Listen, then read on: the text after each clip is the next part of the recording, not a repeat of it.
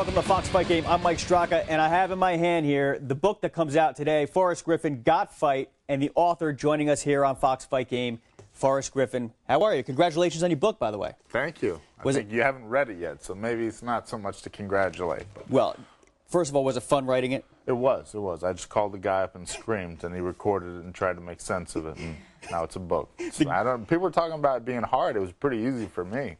All you got to do is call somebody up and start yelling. The guy you're talking about is Erich Krause. He's your co-author on the book. And he's a good friend, actually. I don't think it would have worked if I'd have had like a real author, but I feel really comfortable belittling him and telling him what a horrible job he's doing and that I don't like the material. Do you find, because you have a really dry sense of humor, and do you find that your sense of humor doesn't translate to your audience? Yeah, well, sometimes it's humor, and sometimes I just get away with saying very hateful things because I say them with a little smirk on my face. Mm-hmm. Yeah. So, because I've interviewed you a few times, and I'm thinking to myself, does he hate my guts, or is he just trying to be funny? Well, I do hate your guts, but I hate myself too. So you're all in the same boat, Let's talk real quick about society in general. You said you wrote a book about celebrity and the downfall of society. Hey, I'm a believer, man.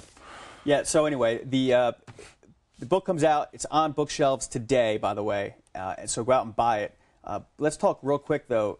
Lyoto Machida in your weight class, what a disastrous knockout for Rashad. Yeah, and Machida, you can't say enough good things about him. I don't like the way he fights. It's I don't know. It's weird. It's boring till it's exciting. Mm-hmm. But at least he's figured out how to pull the trigger.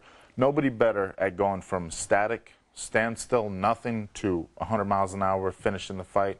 And he's gotten to where, and I don't think he had this in the beginning, he's gotten to where he sees when guys are hurt and has the conditioning and confidence to go after them. Whereas if you look at his earlier fight, he would kind of hurt guys or hit guys or score points and then settle for that and back away. And now he sees those openings and he goes for them, terrorizes people. On the Octagon side that night on UFC 98, I interviewed Mike Tyson.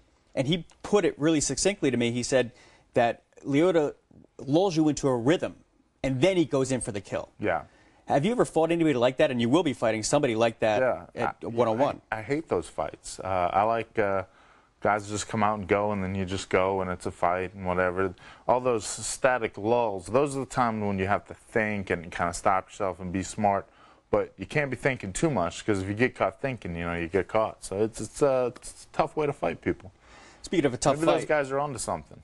Yeah, I think they are. I mean, between Anderson Silva and Machida, they're got a pretty good record. Yeah, they haven't lost a fight in the UFC yet. No, but Machida hasn't lost a round. Right, and Dana told me that they did a stat on him. He is the least touched fighter in UFC history. Which, ironically, I'm like the most touched. So, I got that going for me. But you like getting hit. That's the difference. I've gotten old. That's I don't like getting hit so much anymore. If you're going to be dumb, you better be tough. And I've always been tough, but now I'm thinking I'm going to be smart. Maybe I won't have to be so tough. It's just a thought. I don't know. And, that is, to take what your joke seriously, that is the pro to the way Anderson Silva and Lyoto Machida fight. They're just smart fighters, don't you think? Yeah. Almost too smart. They're finding their opening. They're, it's patience, and the audience doesn't always want to see patience. I don't even always want to see patience, and I know how good they are. But, sometimes two guys that aren't as skilled maybe just brawl. That's kind of more fun to watch, Whereas those guys, you have to almost know a little more and to kind of have done it a little bit to know how amazing what they're doing really is, like how difficult this is, what they're doing. Do you think... And the people are doing it, too. It's not like they're beating, like, nobody's up. They're beating talented people doing this stuff.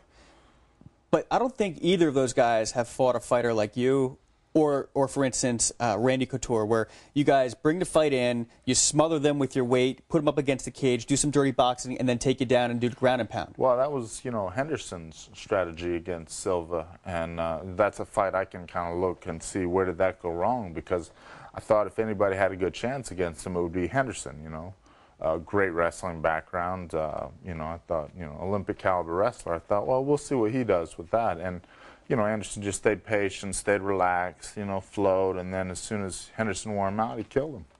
Has his chin been tested, Anderson's? A little bit, yeah. Yeah, not too much. It's hard to hit. I wouldn't know. My chin gets tested all the time. I'm not hard enough to hit, you know. I think He's got that length and, you know, movement, and he he's never almost like takes his eyes off anything. He just moves his head around, almost the way they teach you not to back straight up, but he does. he is kind of like a ballet dancer out there, deadly ballet dancer. Yeah. Where I'm not going to call him a ballet dancer. Right. Well, it's not before the fight. And you're more like a brawler where you go in. Yeah, I'm more like a guy that loads bricks on trucks for a living. You know, and I'm trying to kind of change that a little, be a little more finesseful. The problem is I don't seem to knock people out, so my style of fighting isn't really working.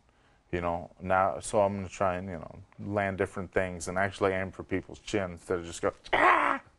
Right. So it's a new strategy. We'll see how it works. It could be horrible. One thing everybody says about you is that your conditioning is next. Nobody is as conditioned as you are out there. I'm an excellent runner. I'm an excellent driver. I can jog quite well. What do you do to keep that cardio up, especially as you get older? Train. And just try and do it. Do the activity. Do it with the fresh guy coming in on you every minute or so, you know. Lots of round robins. Yeah. Look at a guy like Randy, who's 45. 1007. Yeah, 1,007 years old, and he lives in the gym. Do you take any inspiration from somebody like that? Yeah, of course. You know, and what I take from Randy is game planning and specific strategy per fight and training for the fight and for the position. I would see him throwing a combination in the gym again and again and again and again, and then I would see him do that, you know, to somebody, and, you know, I was like, oh, that's exactly what I saw him do a million times. There he is making it work. Where I would see a half guard position, and then in his next fight, sure enough, there you see it, there it is, boom. So he trains a position, and then he trains how to make that position happen. It's just, you know, it's smart. He's one of the first guys really to, I think, break it down in steps, a game plan. And this is where I want to be. This is this guy's weakness. What steps do I take to get there? That's you know, good. And then you actually get in a fight and people start hitting you and stuff and all that. You're like, what was I doing? Where did I want this guy?